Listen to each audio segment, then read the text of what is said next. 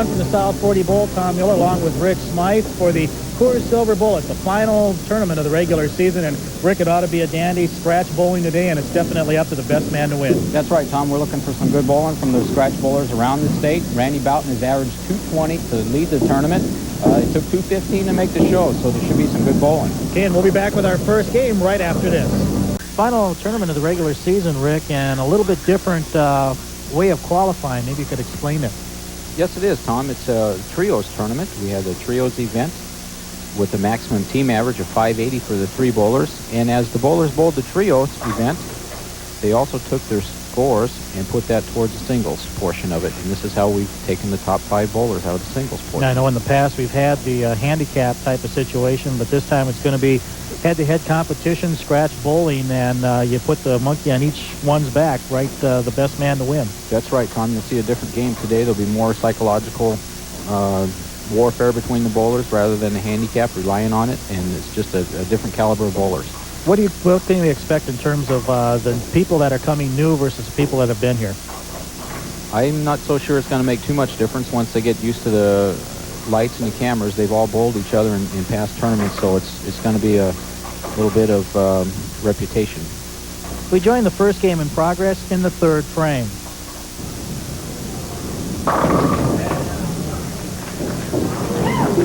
So both bowlers having an excellent outing on number 4. And that's one of the challenges of bowling on 2 lanes, Tom, is that one lane might be hooking a little bit more than the other lane, and that's when you need to make the adjustment. Let's see what kind of adjustment Bob makes. Last time on this lane, he left the 1, 3, 4, 6, 7. See what type of adjustment he makes. If he strikes. Comes up fine shape on number 3 that time. Good shot. We'll clap the hands, rooting for each other, kind of. Okay, Lynn's up on the right lane. He struck on this lane last time. He needs to get a strike here again. Get back in the ball game with Garrity. Can't let Garrity get too far ahead. Straight up 5 board again. And he connects again on number 4. So both his strikes have been on number 4. Right. Now we'll see if he can make the adjustment on 3. You guys a little loose here. Joking with each other. Okay, Lynn's up on the left lane. He needs to get serious. He needs to make a good shot. And stay from the rear a little bit and watch his form. See if he holds his form at the foul line. It's an important shot. See him take a little more time. He needs to go straight up 5. And you can see lane left again. Lane 3 has his number so far this game. See, went high the first, or excuse me, went light the first frame. He went high the second. Now he hit the pocket, but still he's not getting the reaction out of the ball that he's looking for. He's left fewer each time. First time he left 3, then 2, now 1. Maybe a strike next time in that lane. Okay, this is Garrity's opportunity. He knows that Lynn's getting close on the left lane. Garrity's up on the right lane with 2 strikes. See, blowing a hole to get a little moisture into it, so his thumb slides out quicker. Put his hand in a different position, and he took a long way around on that one. Go. That's Garrity's game, to throw the ball way to the left, let it swing out and come back in. Tough bowler. When he gets lined up, he can throw strikes all day long. 2 bowlers coming in very close together in averages. Lynn with a 200 and Bob with a 203. Bob's taking a little bit more time. Knows this is just want to put Lynn on the ropes.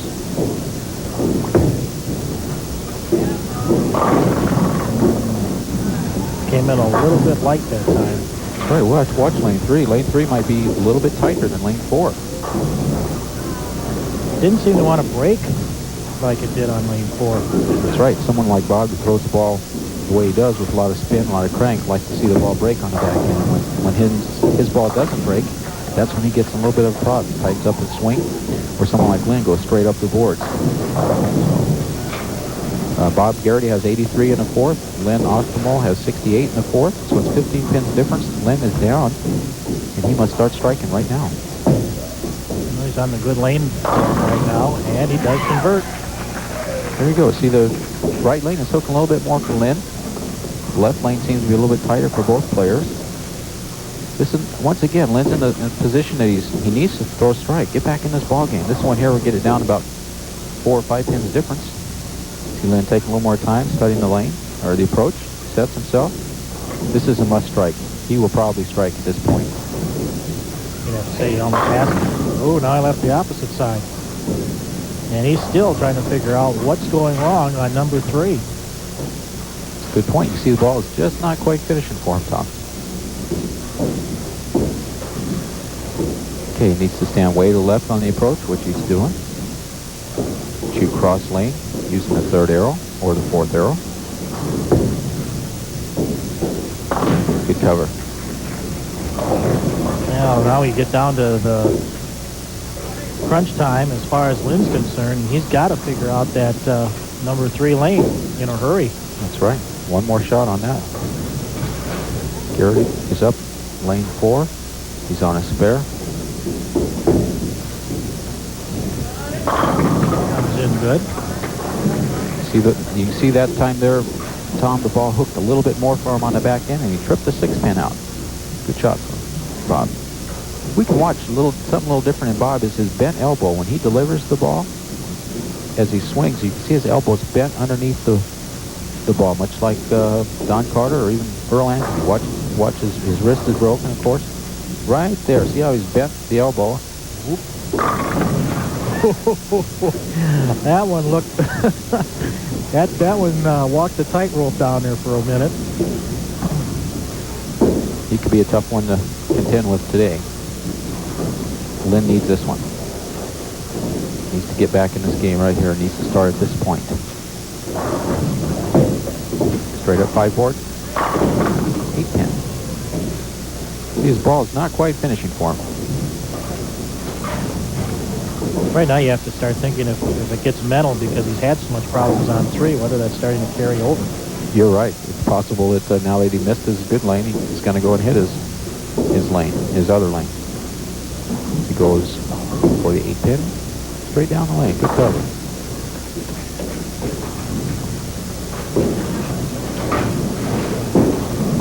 Okay, Lynn must strike at this point to get back in this game to even have a chance. Lynn's wife Holly, I'm sure, is rooting for him. We watch Lynn get set. Tough lane. Let's see what happens. And connected that time. Now you got to wonder if he's thinking, is it too little, too late? That's right. If he's going to win this one, he's going to need some help from Bob.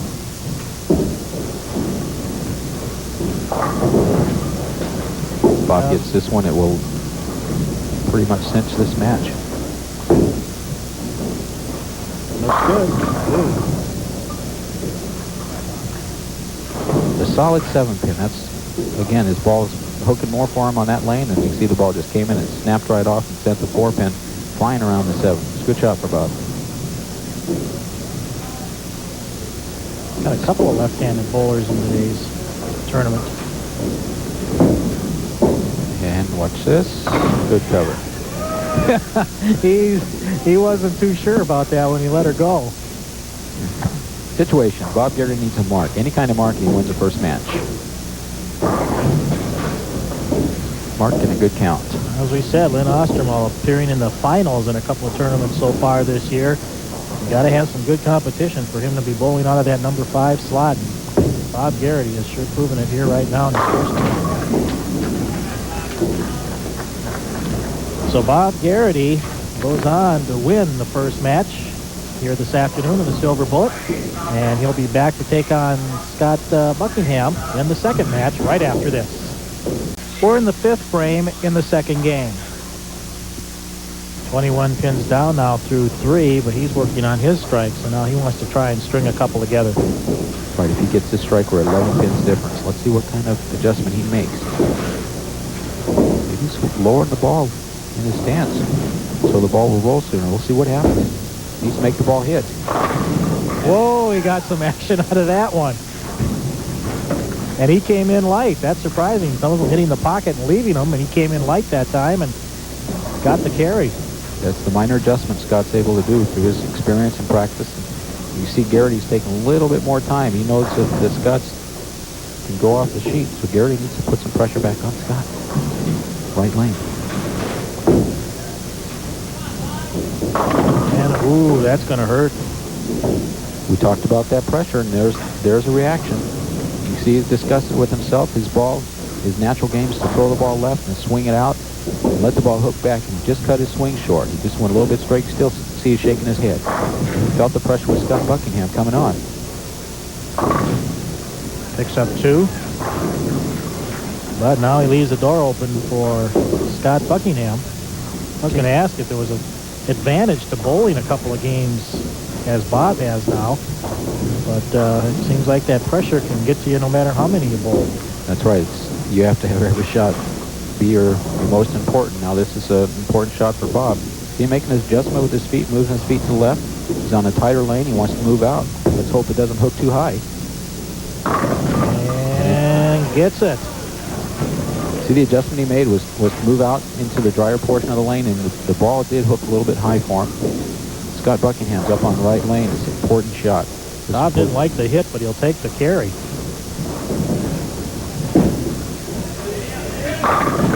And that time just doesn't come back across far enough. Tough break. Scott made an excellent shot. That lane just hooked a little bit more for him. It finished. The ball overreacted and hooked right in front of the 9-pin. There's a difference of 1 pin between these two bowlers. Scott has 106 in the 5th. Bob Garrity has 105 in the 5th. Scott's on the spare. Garrity's on the strike. We'll see if that strike plays an important part. If Garrity gets up and strikes, that's 11-pin swing. And so to protect that swing, Scott needs to throw a strike right here. Very slow, deliberate approach, doesn't he? Sure does. Good point. And a very solid one. That's one of the first solid ones we've seen on that that's carried through for him. That's right. That's the adjustment. He made some type of adjustment on that left lane. And you can see the ball hit hard. See in the background, Bob Garrity's up 7th frame. He needs this strike to go up about 8 to 9 pins. Important shot. This is his good lane. Let's see if he can stand through it. Looks like he did. Sends the ball further out. Ooh, there was a big sigh of relief coming out of that one. Almost left his second split. You can see him shake his head. Psychological part of the game. And he sent the Scott coming on. At this point, this is when a bowler just needs to erase his opponent and get into his game. Watch out. Ooh. That's the thing now. Could he be thinking more about what Scott's doing than what he's doing? That sometimes slips into your mind when you get to that level, and when it does, you need to get control of your emotions and your thoughts and think about your game. Okay. Bob said he's bowled a lot with his brother-in-law, Mark Campbell. Mark's a tough competitor here in town. Bob Garrity's up on left lane. Good shot. And that carries through. Okay, now the tide swings the other way, Tom. Scott Buckingham gets this strike. He will be up about 11 pins. He's up on his easier lane, lane 4. He likes to swing the ball out. See it. Start. Important shot. There you go. Now we're right back again.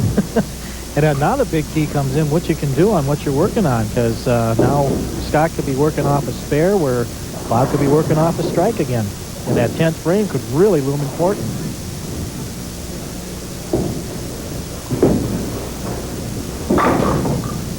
He converts.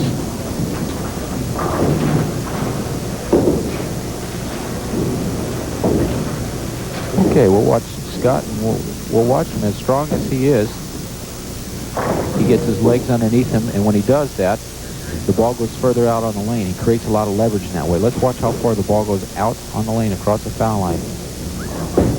It's out about 8 feet. 9th frame, 160. Scott has 167 in the 8th frame on the strike on the 9th. Bob Garrity has 145 in the 7th. You heard the gallery in the background talk about closing him out.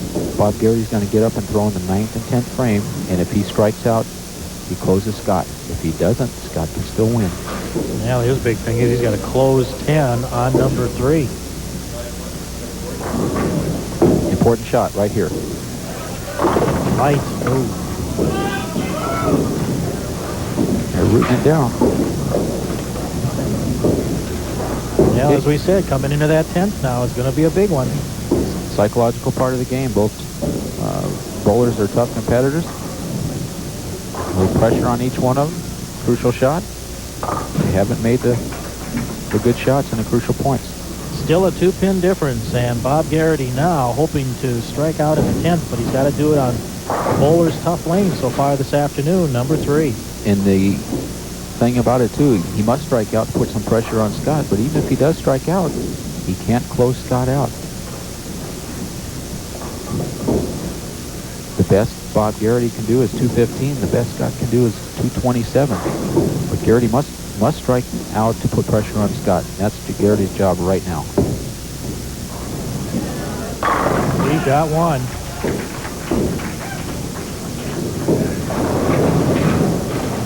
Okay, Bob and his wife Dee Dee have 2 children, Saber and Elizabeth. Saber is 9, Elizabeth is 12. They'll all be pulling for daddy and husband on this shot. Important shot for Bob. He needs to get this one to make Scott Buckingham strike. Bob Garrity strikes here will force Scott Buckingham to get the first one in the 10th. Coming in again and converts. You see his adjustment on number 3. He really goes far over towards the gutter there before it cuts back in, where he doesn't go that far over on number 4. He's getting further out into the drier portion of the lane, and his big hook, that's how he makes his adjustments. Just swings it out, throws it with more turn. That last one was a very key shot for Bob. And he does it. 215 as we watch Scott Buckingham on the right lane getting up in the 10th frame. Scott Buckingham must throw this strike. You can see him re-racking. He's getting his thoughts together, relaxing a little bit. Yeah, Bob not in any way comfortable right now. He's definitely sweating this one out. Everything's come down this last match. Excuse me, last ball. Must strike. Here's Scott Buckingham for the strike. You got it. That's what makes Scott tough. Excellent pressure shooter. Really, where you look back on it, the big one came back in that 5th when Bob had that split. Got Scott back into the game. That's right. And it swung both ways. You see Scott put the ball down and re-racking. He must get a good count. He needed that last one, but he still needs a good count. If he goes 9 spare, he will shoot 216 and win by 1 pin. But if he gets 8 spare, we can have a tie. And 7 is a loser. Talk about pressure. We aren't talking any chicken feed on this one for first place. So this is every rack, every ball is a big one for these bowlers. And he hits. $900 for first place. So everything has to be perfect.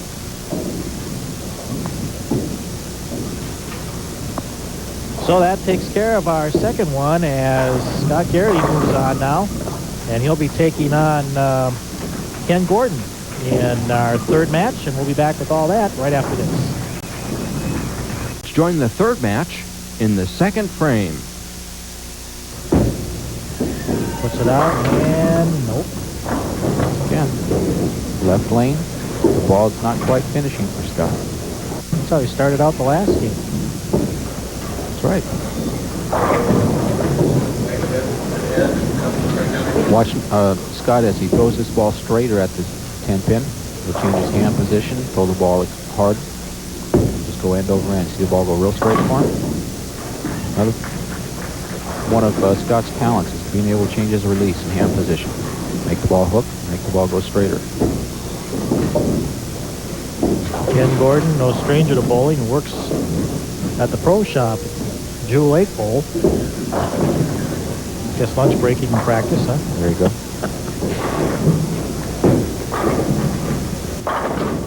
And he hits this one. Rip the rack. Okay, now we'll see Ken again. Left lane is tougher for the bowlers. Thinking about, see concentration in his eyes. Looking at lane 3. He can either do what Bob Garrity did and throwing the ball further out to the left, hitting the driver part of the voids, and cranking the ball up. Going a little bit straighter. It's an adjustment he's going to have to make. Going to the rosin, the towel, the dryer. See him hold his ball outside his shoulder. 5-step approach. Straight up. And he almost runs into the wall as he goes over to make that one connect. Okay, Scott Buckingham's up on right lane. Pressure's going back on Scott now. Scott needs to get up here and throw 2 strikes, put it back on Ken. 5-step approach, Scott Buckingham, lane 4.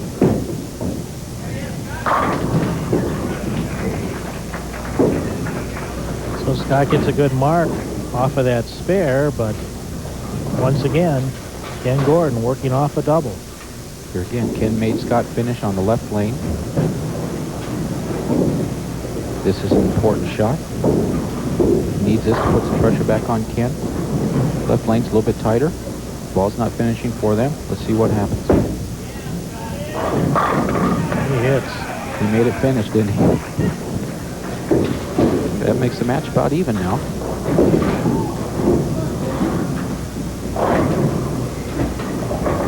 You mentioned a minute here how the bowlers qualified for this. Our final tournament of the season. A little different than the past ones. That's right, Tom. This was a statewide trios event. You had 3 people on a team. There were 20 teams bowling, and they used their team score, as we watched Ken. Threw that too hard. There again, with the psychological part, putting pressure back on each bowler, each other. He just amped that up and threw it too hard. Getting back to the tournament format, trios event. And while they're bowling the trios event, their scores that they shot in that event went towards the singles, and we took the top 5 bowlers and put them on TV show. See him go a little bit straighter with his hand position. He's not wrapped underneath the ball as much. It's good cover. So we got a chance here for Scott Buckingham to move back in front, and he gets back up again briefly by 2 pins. Another tight one. See Ken thinking about it. He knows he made a mistake by allowing Scott to get back into the match. Ken's taking a little bit more time. See his hand getting around the ball and underneath it, and looks like a pretzel. So watch it. Oh, good carry on that one as came back in off the wall. One guy sitting in the gallery now watching. Bob Garrity still thinking about how controlled he had this match previously, and then gave that split that enabled the man up right now to get back in it and go on to win it. That's right. That was an important shot for Scott. He's up about 10 or 11 pins at this point. So now he's in the driver's seat. We're halfway through the match. So he puts your reset. You see the tempo. He wanted to change the tempo a little bit. He went up a little bit too quick. He was pressuring himself. He knows how important this shot is. That's his way of settling his nerves. I suppose after a while you can look down there and something just doesn't look right, huh? You betcha. When you're going for $900, you can see when those pins are off in a quarter of an inch. Just watch Scott from the rear. And look how planted he is. Good shot. And came in around the back way. And remember, that shows you how strong Scott is. That's the left lane that the ball wasn't finishing, and he made the ball finish too much. Leaving the 4-pin, the ball just snapped right through and left the 4-pin. We'll cross lane and shoot the spare. Now he let Ken back in the match, but Ken must get this strike to be only down 1 pin. A little pressure going back on each other. See Ken concentrating, thinking about his shot. In this type of situation, Tom, your game must be natural. You must not be thinking of too many things. 1 or 2 key points in your game, and let it happen. Let your subconscious mind work. See what happens with Ken. Ooh. Ooh, that one came in broke too sharp, probably. Or too quickly, that's for sure. Good point, Tom. He just hit the dry boards a little bit too quick, too soon down the lane. The ball hooked right through the heart of the pins. He's fortunate that he didn't have a couple more pins standing with him. See, throwing the towel down, a little bit frustrated himself. That's really got to be tough. Thinking of the prize money, thinking of the match, thinking of being on TV, all of that going through your mind, and yet you've got to try and corner it to just think about your game. That's it. Okay, Ken Gordon has 107 in the 5th frame. Scott Buckingham has 118 in the 5th frame. So there's 11 pins separating the bowlers. Each one of them have spares in the 6th. And you see Scott's relaxed. Okay, let's watch Ken from the rear part. As you see the pressure on everyone. You know, he was set and put his towel down and got his hand dried. Let's watch him. He's going to stand towards the right of the approach. He's going to swing the ball out to the left and watch the ball hook back. Good shot at Ken. Look at the ball holding outside his way approach. back, doesn't he? Yeah, about Out. a 7-step approach. 5-step approach. There again, lane 3. Ball's not finishing.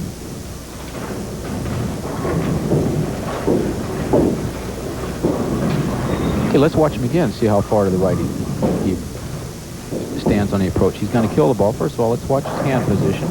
That will straighten the ball out. He stands far to the right. He's going to shoot between the 3rd and the 4th arrow going across the lane. 2nd arrow, he must not have hit me.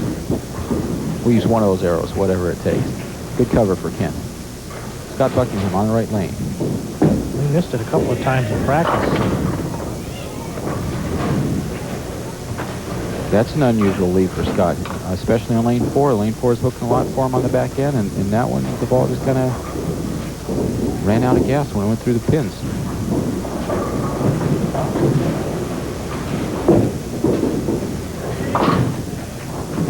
Picks up his spare, so that means Ken Gordon's got to string a couple together, at least get one to put some pressure back on. Can't just keep trading pins. That's right. Both of them's job at this point is to throw strikes.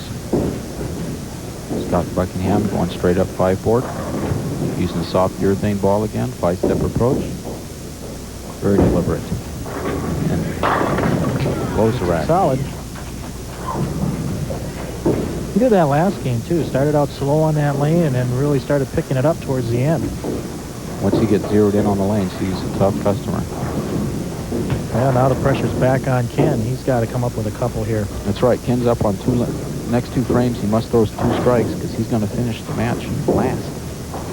So he needs to get himself in a leverage position at this point and throw a couple strikes right here.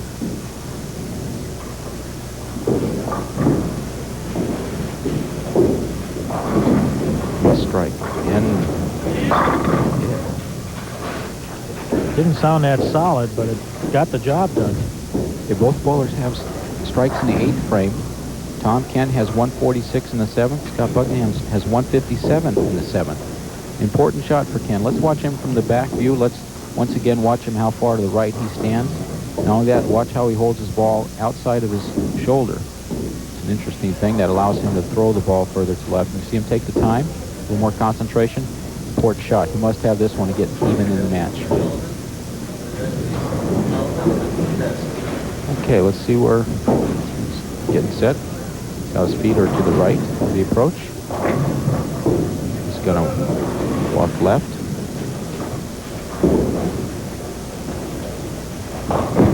Throws the ball out and... Oh, he wanted that one and he got it. Good match. We're within 1 pin, Tom. Now the pressure is on Scott. Scott must have this one, put the pressure back on Ken. Important shot. Only 1 pin separating the bowlers. Ooh, and he stops his foot down. Hoping maybe the vibration would help out a little bit there. There you go. There's the pressure again. When you get in that situation, you must think of only 1 or 2 things in your game. Don't think about 5 or 6. Your game must be natural so that when you get into pressure situations, you just throw strikes. So he's got his spare, but he's going to have to close it out on what's been the tough lane. And he needs to strike out, but even if he strikes out, Tom, he cannot close Ken Gordon out of the game. Scott strikes out, he shoots 226. If Ken strikes out, he shoots 236. Scott's job right now is to get at least 2 strikes. 10th frame, left lane. Tough lane for him. Got one. Yeah, see how tough that was? Okay, this is an important shot for Scott.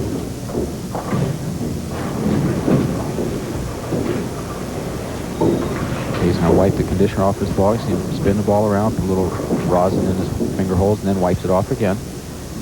Blows in his thumb hole, going through his ritual, gets set, must strike it. Put some pressure on Ken. Scott needs to strike. 2.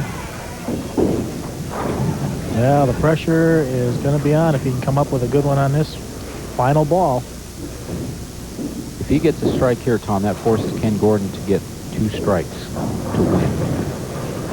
Ken may be wondering now whether or not his psychology backfired a little bit. Well, the tough competitors, both of them tough bowlers. 3, and he has now really put the pressure on Ken Gordon.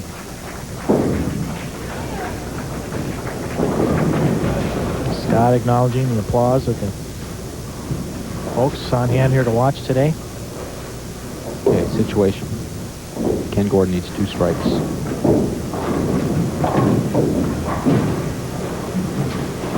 If he goes strike 9, he misses. He needs 2 strikes. It's come down to the 10th frame. First place is $900. He has to win this match to get to it.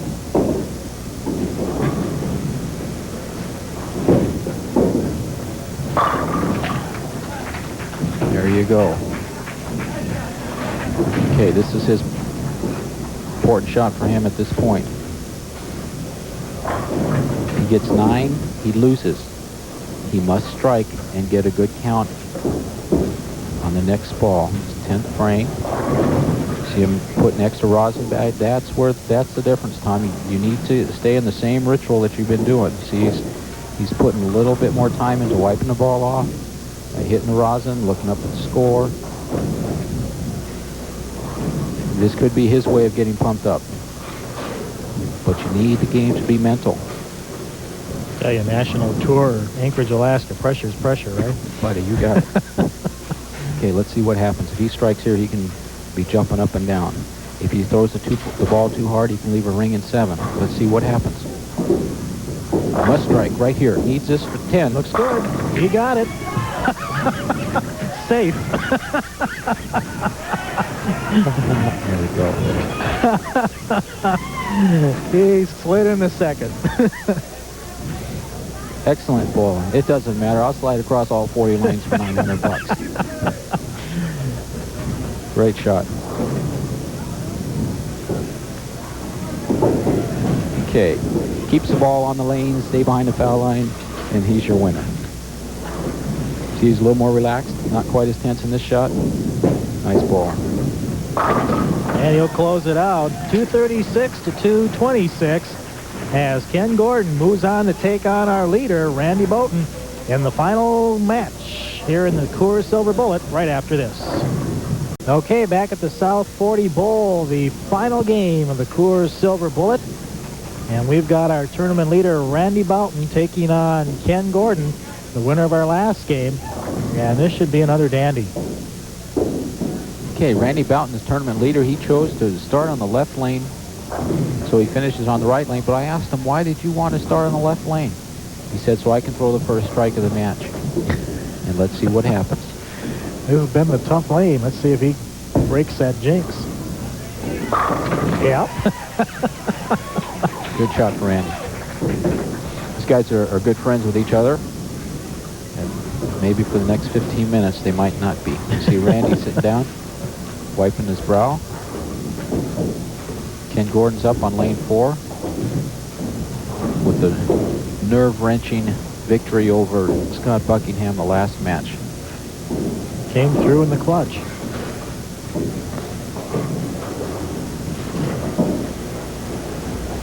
First shot, lane 4, South 40 ball. A little bit high. You can see that this might have been a letdown. Remember, he was pumped up in the 10th frame the last game. He started on this lane. Well, he's working on his ball in between the matches, so we'll see whether or not that was a good thing or a bad thing for him to do. Well, that was a good observation, Tom. As your thumb and finger come out of the thumb holes, your hand swells and shrinks, and with a different temperature. Watch out. Ooh. With the temperature change in the building, especially from winter to spring to summer, your hand swells and shrinks, and he was adding some tape, changing his tape around in the thumb hole. We'll see if it does play a part. That is something that Randy needed. Randy hasn't bowled for a major tournament like this, and something like that would loosen him up, especially since he's on a strike. Ken opened up. We'll see if that plays a part on the game. Watch Ken stand far to the right with his heels over the edge of the approach. He takes a full length and then some on the approach. By step, there's 1, 2, 3, 4, and step. Straight up. And that one comes back in. Okay. Ken opened with that spare. Might put him back, sit him down a little bit, get him more motivated. We'll see whether or not that first frame may have an impact later on. That's right. We'll see if Randy Boughton wanted to throw the first strike, if that makes a difference or not.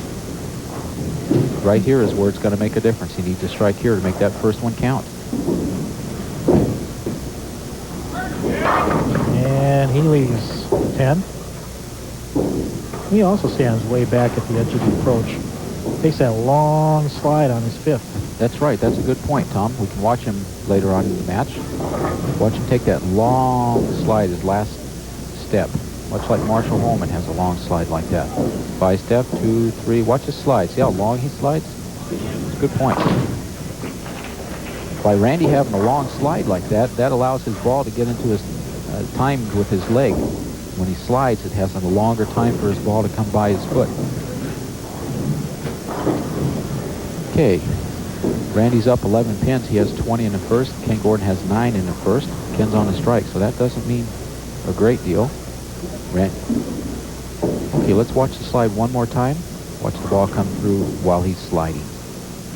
2, 3. Here's a slide. Look at that. Good shot. So he's not having problems with number 3. Okay, it's already third frame, Tom, and Ken must strike. The pressure between these two bowlers is incredible. Ken must strike right here. Yeah, otherwise he opens up about a 20 pin lead if he only gets a spare. Well, it'll still be 11 pins, but Randy's on a strike and he wants to get back in the match. And it's an important shot for him. With this strike, he'll only be down 1 pin instead of 11. Ooh. Bad, tough break for Ken. The ball just snapped right through the 1-3 pocket, went right in front of the 8 pin. Normally the ball hits the 1, 3, 5, and 8 for the left-handers, and his ball just hooked so much it just took the 5 right off the 8. Tough break for Ken. We'll see how the lane 4 that he's on, if that plays a part later on in this match, because he hasn't hit it yet this match. Yet he struck out last game against Scott Buckingham. Okay, once again, he's down 11 pins, but Randy has the strike or the hammer. See Ken thinking.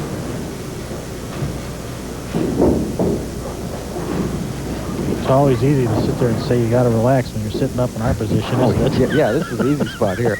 Well, I tell you what, I'd rather be shooting for the $900 these guys are shooting for. First place, $900. Second place, $600. So these guys are essentially bowling for $300, and there's 10 frames in a game, so that's $30 a frame. Straight up 5. Gets the wall shot. Well, now it's 4 that's causing the problems as they start to figure out 3. That's right, as the conditioner moves on the lanes. Good point. Good observation. Randy's up on lane 4. Last shot on lane 4, the ball didn't hit for him. He left a weak 10. You can see if he makes an adjustment, whether it's with speed or angle. 5-step approach. In. Good shot. And he went way out and way to the edge of the channel once again. Okay, that to show you how important that strike I was talking about with Ken. Now, instead of only be down 11 pins, he's down 21. And Randy with this one would make it 31. This important shot.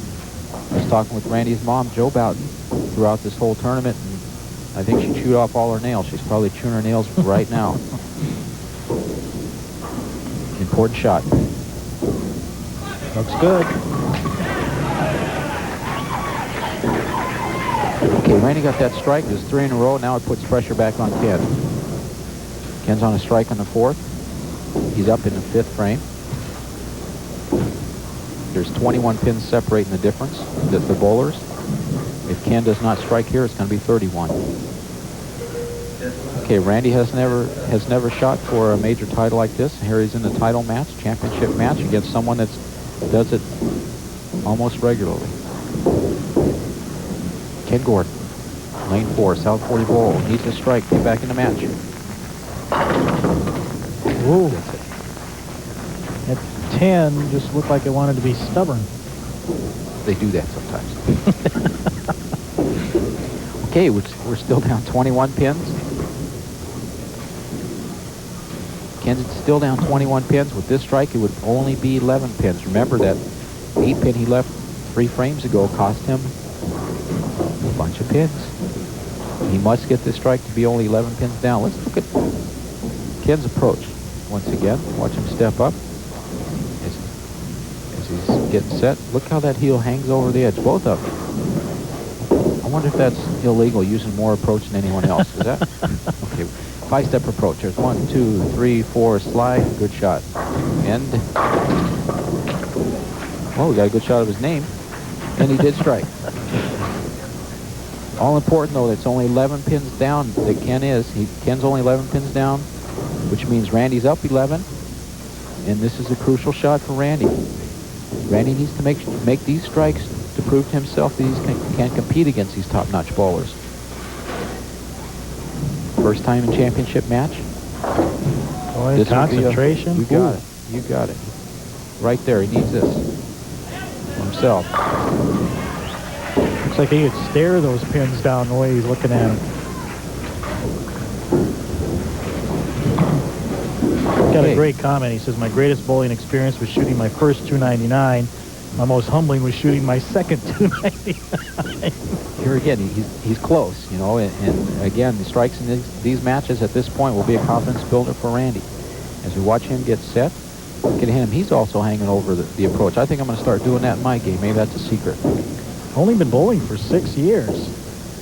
So he has really done an outstanding job with his game. Sure has. Whoa, did he get action off of that one?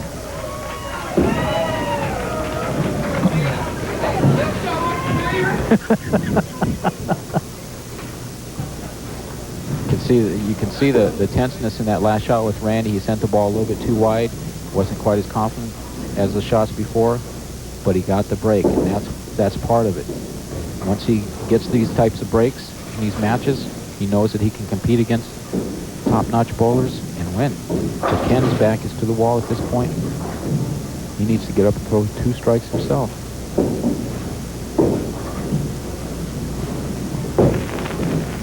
Whoa. There you go.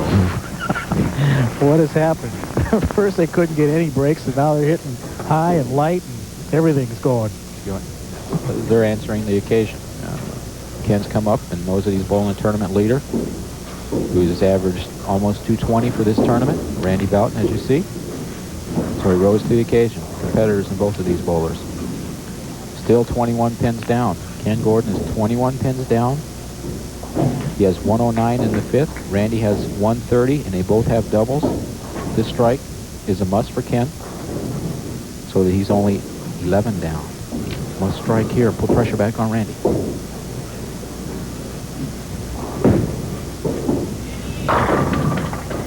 Ooh, again. The pin action picking up the strike for Ken Gordon. Okay, that slides the psychological game back on Randy. Here again, 3 more frames. He's never been in a title match like this. He's bowling one of the toughest bowlers in the city of Anchorage. He needs a strike to prove this to himself.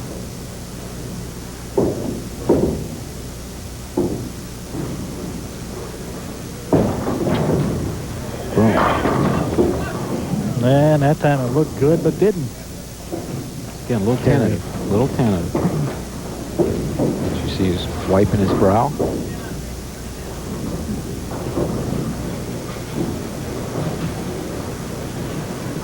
Okay, needs to stand cross lane, shooting the 10 pin. Use the third or fourth arrow. Whoa. There again, he needs to get within himself. He needs to play his own game. He needs to wipe out the pressure situation. You can see he made 2 poor shots there. The first one when he left the 10 pin, he wasn't into it. And then he almost misses the 10 pin. At this point, this is when it's crucial for your game is natural. So if your game is natural, you can go into your subconscious mind and just let it happen. So that you can get those outside forces out of your thoughts. Looks like he just concentrates on the pins, not really on the spot, because he hardly puts his head down at all. Important shot for Randy. That sets him up in the 10th.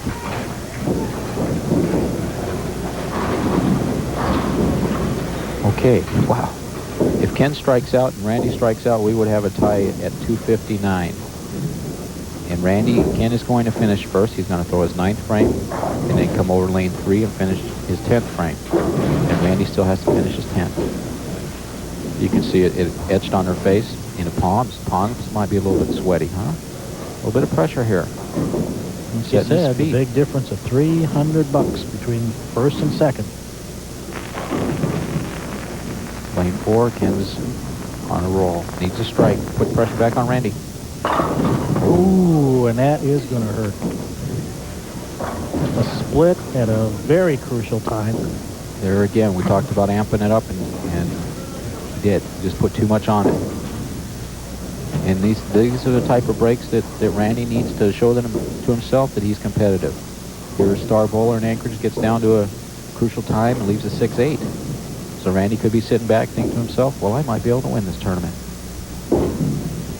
Ken's going to make a run at this shot. If he picks this one up, he can slide it outside the building.